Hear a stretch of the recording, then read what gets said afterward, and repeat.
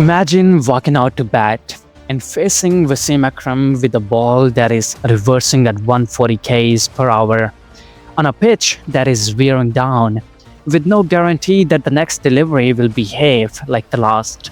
Now imagine that if you survive that spell, you still have to face Curtly Ambrose from the other end, extracting bounce from a length that should not be dangerous, followed by Allan Donald, charging in at full pace, making every delivery feel like a statement.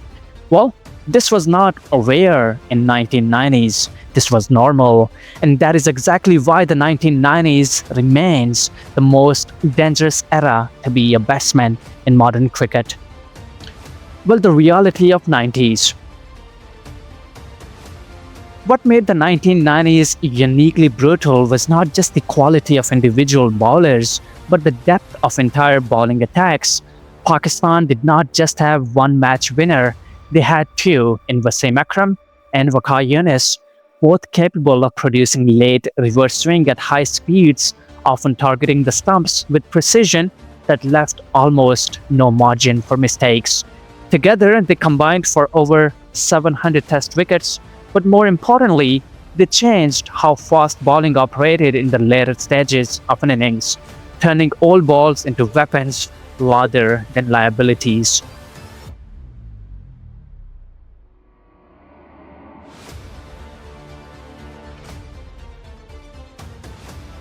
While the West Indies, even as their dominance began to decline, still fielded Curtly Ambrose and Courtney Walsh, who together took more than 900 test wickets. Ambrose alone averaged just over 20, a number that reflects not just effectiveness but sustained control over some of the best batsmen in the world.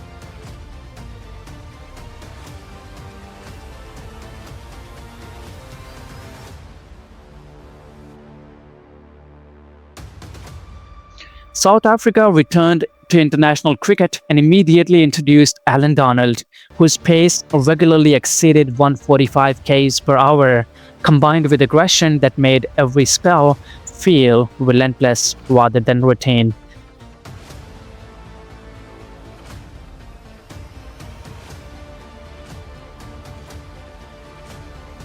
Australia, meanwhile, relied on Glenn McGrath, who did not rely on intimidation through speed, but through accuracy so consistent that batsmen were forced into mistakes through pressure rather than surprise. Well, the key difference was simple. In the 90s, you were not trying to survive one bowler, you were trying to survive an entire attack. The conditions. And if the bowlers were not enough, the conditions often made things even worse. Pitches in the 1990s were far less standardized than today, which meant that each venue brought its own challenges, often heavily favoring the bowlers. In Perth, the surface offered steep bounce and pace, where even defensive shots could carry to slips or the wicketkeeper. In England, overcast conditions combined with seam-friendly pitches meant that the ball could move throughout the day, making it difficult for the batsmen to ever feel settled. In the subcontinent, reverse swing became more pronounced as the ball aged, meaning that an innings could become significantly harder after 30 or 40 overs rather than easier. Unlike modern cricket, where conditions are often predictable and controlled, the 90s demanded constant adjustment, with no guarantee that the game would behave the same way from one session to the next.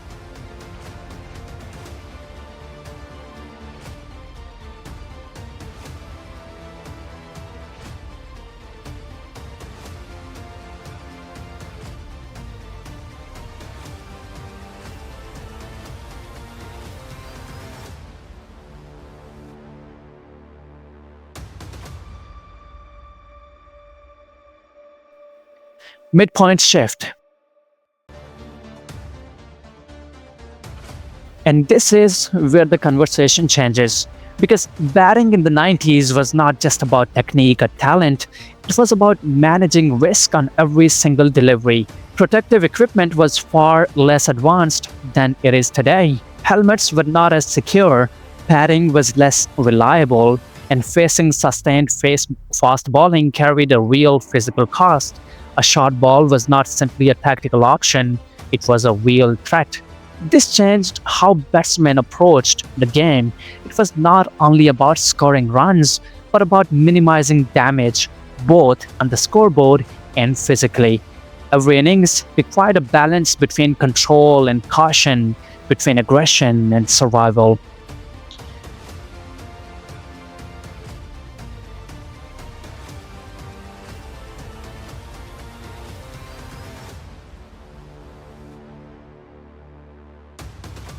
Even the greatest were tested.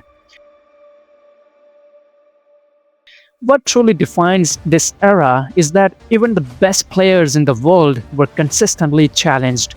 Sachin Tendulkar, who would go on to become one of the most complete batsmen in cricket history, had to adopt early in his career to high quality pace attacks that exposed even the smallest technical flaws.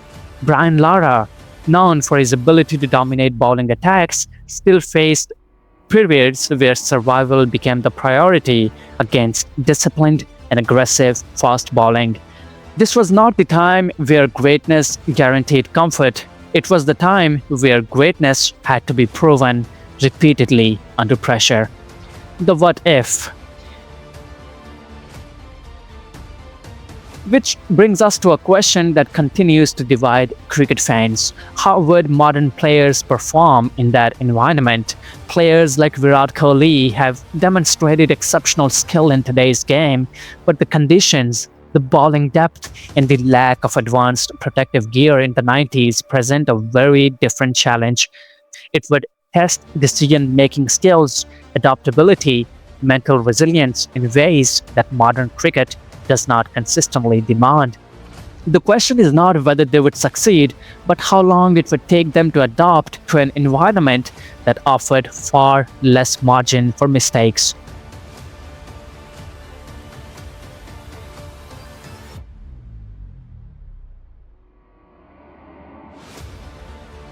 Well, the 1990s was not just a strong generation for fast bowling, it was a period where every element of the game aligned in favor of the bowlers.